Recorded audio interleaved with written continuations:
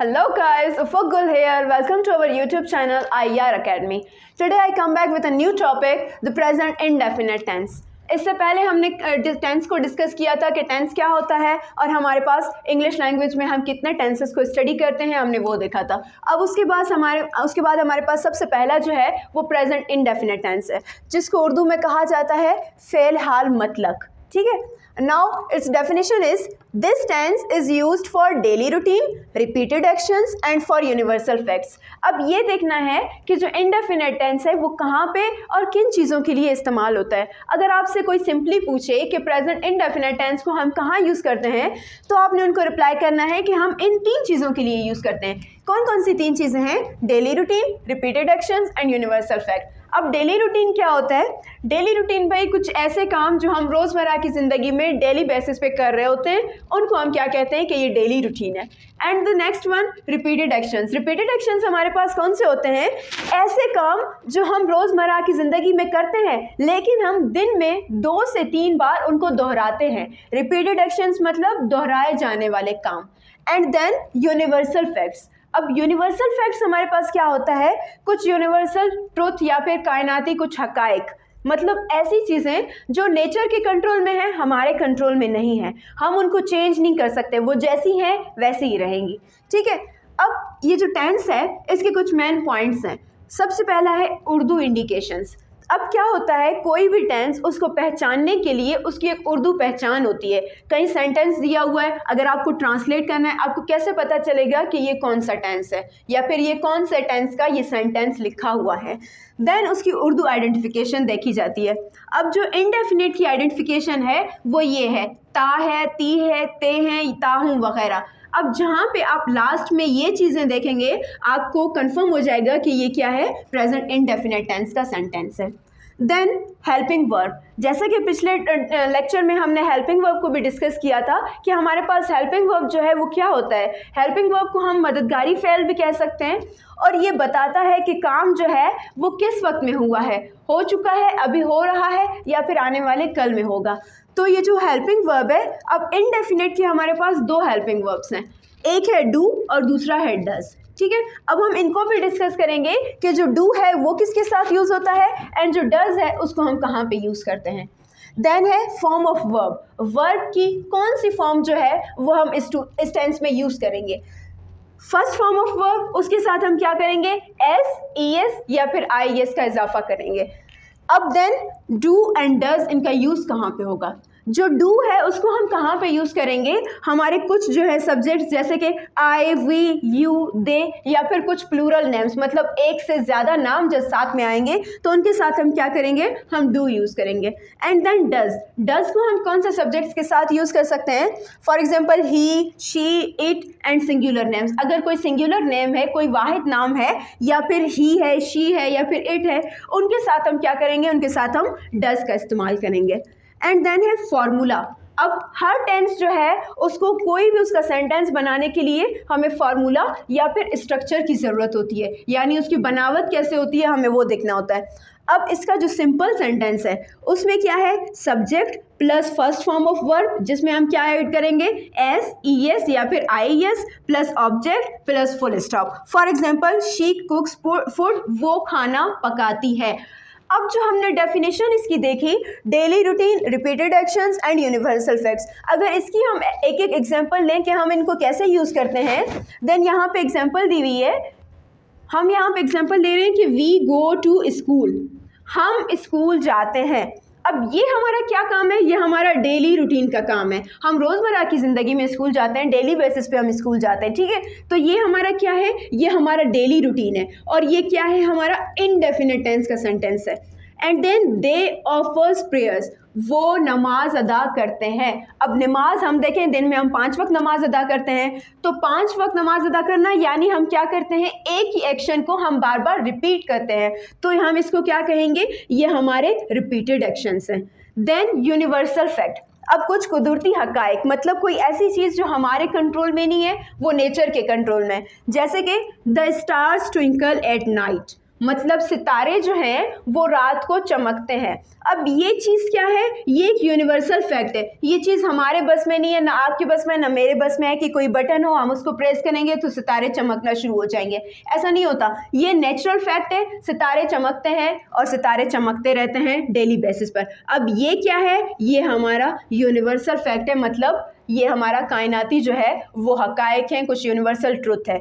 अब ऐसे ही हमने आगे देखना है कि SES और IES जो है उनका यूज़ हम कहाँ पे करते हैं। अब इनका ये सिंपल फार्मूला जो है, और एक चीज़ मेन चीज़ मैं आपको बताना चाहूँ कि हमारे पास 12 टेंसेज में से 2 टेंसेज ऐसे हैं, एक present indefinite tense and the second one is past indefinite tense, जिनके सिंपल सेंटेंसेस में, ये हमारा सिंपल फार्मूला था, ये हमने जितने भी सेंटेंसेस लिखे ये कौन से थे, सिंपल। इनके सिंपल सेंटेंसेस में हम हेल्पिंग वर्ब का यूज़ नहीं करते। अब इनका हेल्पिंग वर्ब क्या था, डू एंड डज, लेकिन देखिए मैंने यूज़ किया नहीं किया। शी कुक्स फूड, यहाँ पे आपको डू नज़र आ रहा है, डज नज़र आ रहा है, नहीं। अब फिर भी ये हमें कंप्लीट मीनिंग दे रहा है कि वो खाना पकाती है। यूं ही वी गो टू स्कूल, अब ये भी हमें कंप्लीट मीनिंग दे रहा है कि हम स्कूल जाते हैं, लेकिन मैंने यहाँ ना ही डू यूज़ किया है ना ही डज यूज़ किया है, क्योंकि ये क्या है, ये हमारे सिंपल सेंटेंसेस है। तो प्रेजेंट इंडेफिनिट टेंस और पास्ट इंडेफिनिट टेंस, इनके जो सिंपल सेंटेंसेस हैं उनमें हम हेल्पिंग वर्ब यूज़ नहीं करते, लेकिन उनके जो बकाया सेंटेंसेस के टाइप्स हैं, नेगेटिव हो गया, इंट्रोगेटिव, फॉर्मल, इनफॉर्मल, उनमें हम क्या करते हैं, इन हेल्पिंग वर्ब्स को यूज़ करेंगे। अब हम आगे बढ़ते हैं SES और IES इनके यूजेस की तरफ। ओके, अब हम यूजेस ऑफ SES और IES को डिस्कस करने से पहले हम सेंटेंसेस के पहले टाइप्स पढ़ेंगे। जैसे कि पहले हमने सिंपल सेंटेंसेस बनाए, अब उसके बाद हमने देखना है कि इसके नेगेटिव सेंटेंसेस कैसे बनते हैं, इंट्रोगेटिव कैसे बनता है, फॉर्मल और इनफॉर्मल कैसे बनता है। अब सबसे पहले सिंपल सेंटेंसेस। सिंपल हम किसको बोलते हैं आमतौर पे, सिंपल वर्ड से जाहिर है कि सादा जुमला, जिसमें कोई सिंपल स्टेटमेंट, कोई सिंपल बयान दिया गया हो, उसको हम क्या कहते हैं, सिंपल सेंटेंस कहते हैं। अब हर सेंटेंस बनाने से पहले हमें उसका फार्मूला या फिर उसका स्ट्रक्चर बनाना ज़रूरी होता है। जब तक आप स्ट्रक्चर नहीं बनाएंगे आप उसका सेंटेंस नहीं बना सकते। सबसे पहले हमारा जो स्ट्रक्चर है उसमें जो पहली चीज़ है वो क्या है, सब्जेक्ट। उसके बाद फर्स्ट फॉर्म ऑफ वर्ब, जिसमें हम क्या करेंगे, SES IES का इजाफा करेंगे, plus object plus full stop. अब for example, she cooks food, वो खाना पकाती है। अब यहाँ पे जो हमारा शी है वो हमारे पास क्या है, सब्जेक्ट है। कुक्स हमारे पास क्या है, फर्स्ट फॉर्म ऑफ वर्ब, उसके साथ हमने S का इजाफा किया। जब हम यूजेस ऑफ SES IES को फर्दर स्टडी करेंगे तब आपको क्लियर हो जाएगा कि हमने यहाँ पे SQ लगाया है। एंड देन ऑब्जेक्ट, फूड जो है वो क्या है, वो हमारा ऑब्जेक्ट है, वो खाना पकाती है। अब ये क्या है, यहाँ पे एक सिंपल स्टेटमेंट दे रहा है, ये एक सिंपल सेंटेंस है। Then negative sentence. What is negative sentence? अब नेगेटिव सेंटेंस हम ऐसे सेंटेंसेस को बोलते हैं in which we deny, in which we not agree, जिसमें हम एग्री नहीं करते, जिसमें हम स्टेटमेंट को क्या करते हैं, डिनाई कर देते हैं, रद्द कर देते हैं, जिसको हम कहते हैं इनकारिया जुमला। For example, subject, helping verb plus not plus first form of verb plus object. अब सबसे पहले हमारा सब्जेक्ट आएगा, जैसे हमने वही स्ट्रक्चर जैसे हमने सिंपल में लिखा, ठीक है, सब्जेक्ट शी। उसके बाद अब हेल्पिंग वर्ब जो हमने डिस्कस किए थे टेंस में, कौन से हमारे पास हेल्पिंग वर्ब थे, डू एंड डज, ठीक है। फिर हमने क्या डिस्कस किया कि हम डू किसके साथ यूज़ करेंगे और डज किसके साथ यूज़ करेंगे। अब जो शी था उसके साथ हम क्या यूज़ कर रहे थे, डज यूज़ कर रहे थे। सो यहाँ पे हमने डज लगाया, उसके बाद हमने नॉट क्यों लगाया है, अब नॉट जो है वो शो कर रहा है कि ये क्या है, यहाँ पे हम डिनाई कर रहे हैं स्टेटमेंट को, मतलब ये हमारा नेगेटिव स्टेटमेंट है, इसलिए हमने इसके साथ नॉट लगाया। Then cook food. अब एक चीज़ यहाँ पे आपको याद रखनी है कि जब हमने यहाँ पे डज लगाया, मतलब हेल्पिंग वर्ब लगाया, तो हमने यहाँ पे जो SES या फिर IES ऐड किया था उसको हम क्या कर देंगे, खत्म कर देंगे, यानी इसको रिमूव कर देंगे, ठीक है। अब ये सिंपल कुक यानी first form of verb use होगा। देन हमारे पास है फूड, मतलब she does not cook food, वो खाना नहीं पकाती है। अब यहाँ पे हमने क्या किया, स्टेटमेंट को रद्द कर दिया, मतलब वो खाना नहीं पकाती है, हमने इनकार कर दिया। And then interrogative sentences. अब इंट्रोगेटिव में क्या होता है, जिसको आमतौर पे हम कहते हैं सवालिया जुमले, जिनमें हम क्या करते हैं, in which we ask questions, हम सवाल करते हैं किसी से। अब इसमें क्या होता है, इसके स्ट्रक्चर में हम क्या करते हैं, जो हमारे पास हेल्पिंग वर्ब होता है उसको हम सब्जेक्ट से पहले लेकर आते हैं। यहाँ पे क्या था, सब्जेक्ट के बाद हेल्पिंग वर्ब था। अब इंट्रोगेटिव में हम क्या करेंगे, हेल्पिंग वर्ब को सब्जेक्ट से पहले, मतलब फर्स्ट हम हेल्पिंग वर्ब रखेंगे, उसके बाद हम सब्जेक्ट रखेंगे। फॉर एग्जाम्पल यहाँ पे देखिए फार्मूला दिया हुआ है, first of all helping verb, then subject, then first form of verb, फिर ऑब्जेक्ट और उसके बाद क्वेश्चन मार्क। क्वेश्चन मार्क जो है वो जाहिर करता है कि यहाँ पे आपने किसी से सवाल किया है। अगर आप क्वेश्चन मार्क नहीं देंगे तो आपका पूरा सेंटेंस जो है वो इनकरेक्ट भी हो सकता है। ठीक है, अब इसी फार्मूला के मुताबिक हमने सेंटेंस बनाना है। सबसे पहले हेल्पिंग वर्ब, क्या था हमारा helping verb, does, then subject she, first form of verb cook, object food and then question mark. क्या वो खाना पकाती है, does she cook food, and then formal sentences. अब फॉर्मल सेंटेंसेस हमारे पास क्या होते हैं, रस्मी जुमले। इनको हम ये कह सकते हैं कि ऐसे सेंटेंसेस जिनको हम क्या करते हैं, अपने सीनियर एटमॉस्फेयर में यूज़ करते हैं। मतलब जब हम अपने से बड़ों से या फिर रिस्पेक्टेड लोगों से बात करते हैं तब हम इन सेंटेंसेस को यूज़ करते हैं। ठीक है, अब इसका जो फार्मूला है हमारे पास वो क्या है, firstly helping verb, then subject, then not, first form of verb plus object plus question mark.